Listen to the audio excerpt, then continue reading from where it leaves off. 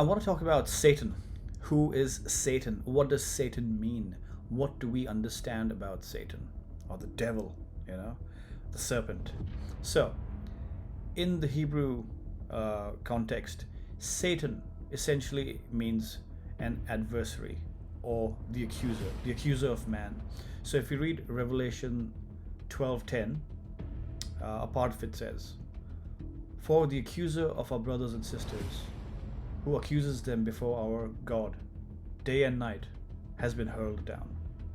So what we see here that Satan has been called the accuser, and that's who he is. Now, what does Satan do? Satan is like a voice behind your head. It's that little evil voice that runs at the back of your mind, yeah? He's constantly trying to get you to lie or deceive you or manipulate you. And once you fall for Satan's lies, he immediately accuses you. So what does that mean? When he accuses you, he's holding you accountable and responsible for the lies and deception that you have just done, right? And what does this do? It invokes shame and guilt. Shame and guilt are extremely, or rather very strong or intense emotions, especially shame, because it attacks your self-worth. That's what shame does. So we all know the story of Adam and Eve, Genesis chapter 3, where Satan, in the form of a serpent, manipulates Eve into eating the fruit, right? The forbidden fruit from the tree of the knowledge of good and evil. She eats it. She says, "Oh, this fruit looks nice. I'm gonna eat it." She eats it.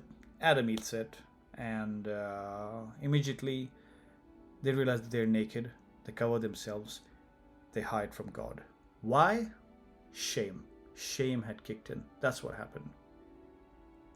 Now, Satan does have access to God, right? If you read the book of Job, who was a righteous man, Satan asks God for permission to test Job. All right, let's read Job chapter 1, verses 6 to 12. One day, the angels came to present themselves before the Lord, and Satan also came with them. The Lord said to Satan, "Where have you come from?" Satan answered the Lord, "From roaming throughout the earth, going back and forth on it." Then the Lord said to Satan, "Have you considered my servant Job? There is no one on earth like him. He is blameless and upright, a man who fears God and shuns evil." "Does Job fear God for nothing?" Satan replied. "Have you not put a hedge around him and his household and everything he has? You have blessed the work of his hands, so that his flocks and herds are spread throughout the land. But now stretch out your hand and strike everything he has, and he will surely curse you to your face." The Lord said to Satan, "Very well, then.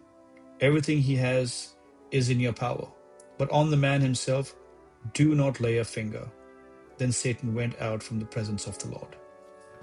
Well, what Satan is telling God is that, oh, really, if you think Job is so righteous, that is because you've given Job so much of prosperity. He's righteous and he's happy and he's got his family and he's rich and whatnot. Why don't you take all this away from him, And in fact, let me, Satan, test him and see.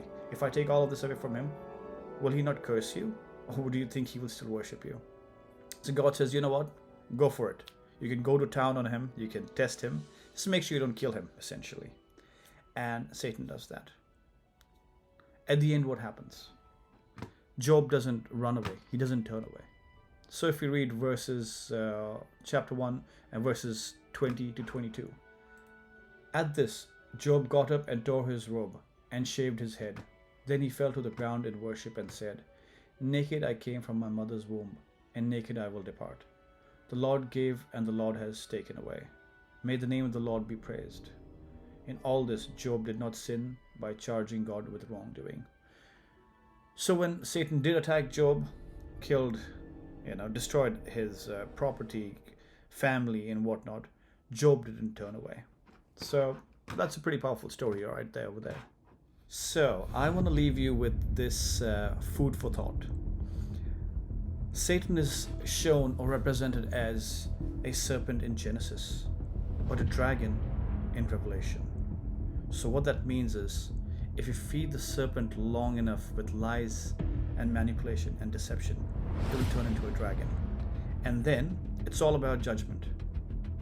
It's going to be very difficult to get out of it, so it's best to repent, realize what you've done, take accountability for whatever you have done, so that the serpent doesn't turn into a dragon. Yeah, I hope this was helpful and insightful. Happy for you to leave a comment and let me know. God bless.